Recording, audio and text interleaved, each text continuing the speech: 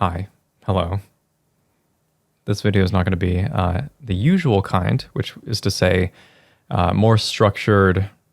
I'm probably just going to ramble for a while and then edit out the pieces that I don't like. But that's kind of the point. So I've been doing a lot of thinking lately about what makes me happy. And use makes me happy as a is like a shorthand for what I derive joy out of, what feels fulfilling to me. You know, what keeps me going. And the act of creation is like I constantly talk about that. I know, probably a broken record, but I love making things. Just being able to invest myself in a project and then share that with other people. But there is a delineation between creation for the joy of creation, and then creation for the sake of the outcome at the end. And the unfortunate part is that you need the financial part if you want to continue to sustain yourself by virtue of that. So, for example, like if I had a choice, I would just be living in some hobbit hole somewhere, and just making things and then sharing those things, and life would be taken care of. Reality, a little bit more stark, a contrast, where I've been working game dev, for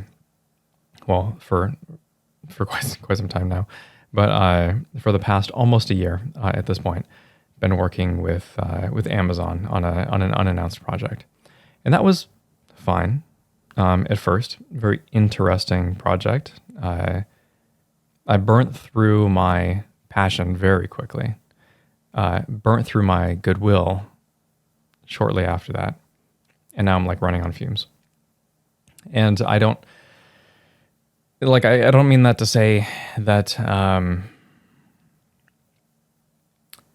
the people that I work with are awesome. The project. Just like projects with major corporations in general are just constantly getting in the way of themselves, and they have certain goals that they need to hit with their, with just the shifting environment. And you can imagine something as big as Amazon has very specific targets that they're trying to hit. So I won't speak too much on it, but point being, I'm no longer enjoying that. And one of the rules, lofty ambitions perhaps, is that toward the start of the year, maybe toward the end of last year, I made it a point to not do any work that didn't also fulfill me, work that makes me happy. And it's a little bit of, this is very lofty ambition, right? Not a lot of people get to do this. We have to go to work and grind out a job for 8 hours. What happens when you no longer have time to do anything else? When that grind itself is so depleting, so draining, such a waste of your time and talent, that there's nothing at the end of the day for you except to perhaps sleep. And then you start the cycle again, and hopefully you make some progress toward like larger goals, more long-term goals, like owning a house or paying one off, putting money into investment so you can eventually retire. What happens if you're not doing that? What happens if you're just treading water? Every day spent 8 hours of throwaway time that you're not going to get back. Company's not going to love you for. The people might. I think the people are the most important part, but at the same time, we have corporations that are constantly extracting the humanity out of our day-to-day. One of the things that I really liked when I was at Daybreak, and this is way throwback. I was thinking about this the other night. Street Fighter. So Paul Jajo, who was, when we were on the 3-man team on Planetside 2, he was an engineer. And at lunch, when there was time, we'd all go sit down in the one of the break rooms or whatever, and you'd have Street Fighter up on the screen or whatever, fighting game we meant to play. And in that that interaction, just the human, like I'm a very introverted person, but also very work focused. Like I would just love being locked away in a just a dark corner somewhere, just like building things. That was very much the case at Daybreak, much to my detriment, actually.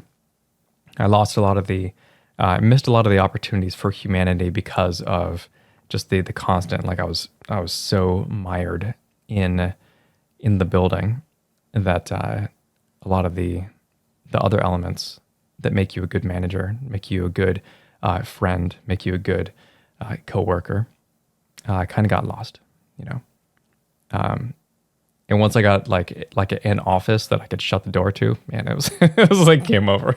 I was like, yeah, door shut, leave me alone. I'm gonna do some work.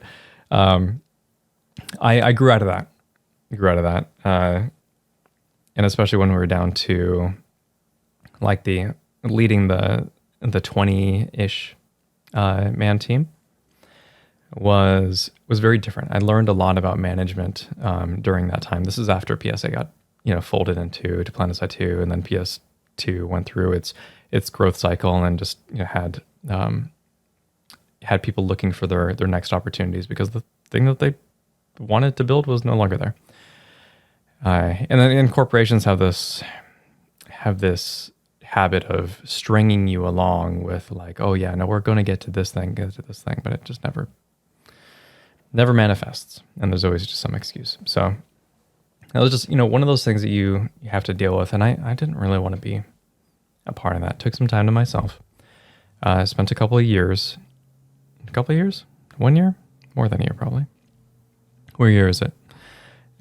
Building out Distal, which is my TTRPG. That's it's currently still exists, has its own website. There are some physical copies left, and you can, if you feel like supporting me, you can go pick that up. It's pretty dope. And I just wanted to make. Stopped and started creating personal projects in Unreal Engine 5.